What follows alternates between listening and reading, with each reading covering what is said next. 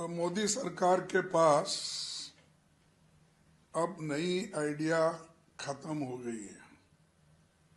ये बजट भारत की कहीं अधिक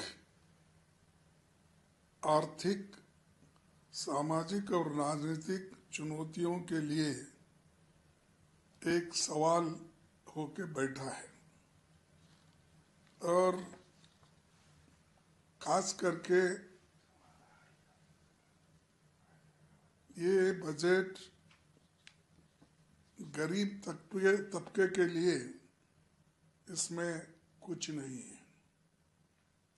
इन्फ्लेशन कंट्रोल करने के लिए भी इनका कोई समाधान, सकारात्मक कोई सलाह या कोई कदम उन्होंने नहीं दिखाया। आर्थिक इकोनॉमिक सर्वे का जो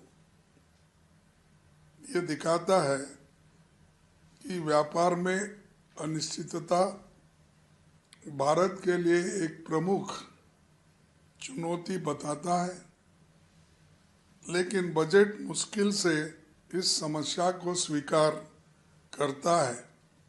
इसी तरह रुपए का गिरते हुए मूल्य के निपटने की भी कोई योजना उनके पास नहीं है।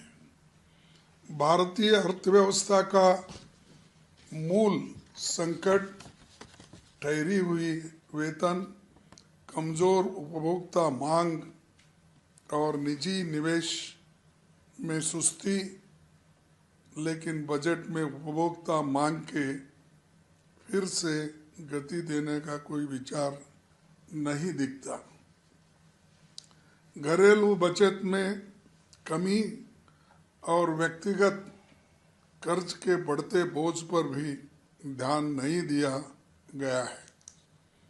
युवा शक्ति की तमाम पैकेजिंग के बावजूद शिक्षित युवाओं में फैली व्यापक बेरोजगारी के संकट का कोई समाधान नहीं है।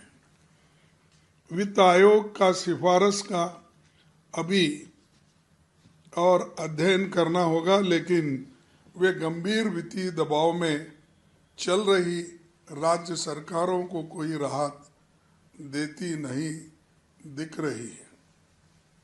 असमानता ब्रिटिश राज के दौर के स्तर को पार कर गई है, इनइक्वालिटी, लेकिन बजट में इसका जिक्र तक नहीं किया गया है। न ही एससी, एसटी, ओबीसी, अदर पिछड़े हुए लोगों के लिए, इकोनॉमिक ईडब्ल्यूएस के लिए, अल्पसंख्यकों के लिए इसमें कुछ सहायता का प्रावधान उन्होंने नहीं बनाया। मैं उदाहरण के तौर पर चंद चीजें आपको बताऊंगा। एजुकेशन में लास्ट ईयर जो एलोकेशन हुआ था 13,000 करोड़ खर्च नहीं किया गया।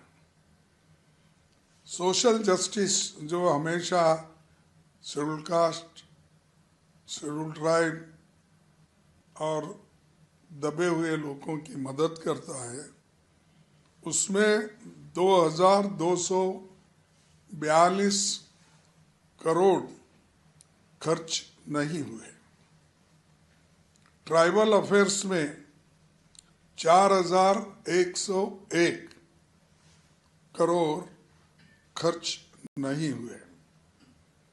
माइनॉरिटी अफेयर्स यानी उनके लिए जो पैसा रखा गया था उसमें 1,190 करोड़ आज खर्च नहीं किए।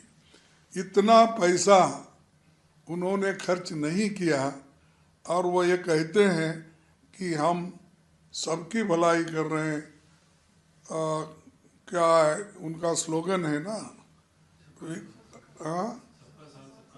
सबका साथ सबका विकास, लेकिन यहाँ तो खुद ही उनके आंकड़े दिखाते हैं कि इन दबे हुए, कुचले हुए और खासकर एजुकेशन में उन्होंने जो पैसा खर्च नहीं किया, और उसके अलावा भी एजुकेशन को हम बढ़ावा देंगे ये कहने वाले बजट में लास्ट ईयर से भी कम पैसा रखा गया है। और एजुकेशन तो ही